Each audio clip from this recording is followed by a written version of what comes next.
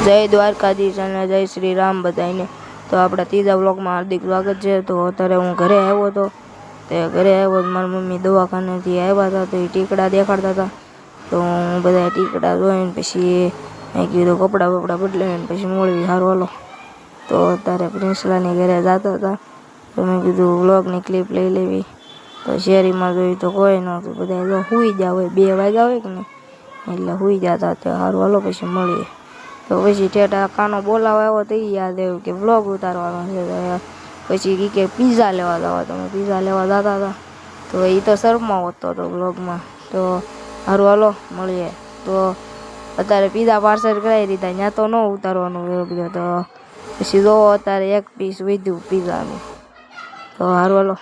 તો એ કે મારે અત્તર લેવું છે, તો પછી અત્તરવાળાની દુકાને જા।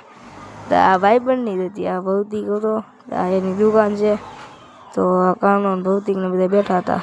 તો સારું હાલો, જય માતાજી, જય શ્રી રામ, બાય બાય।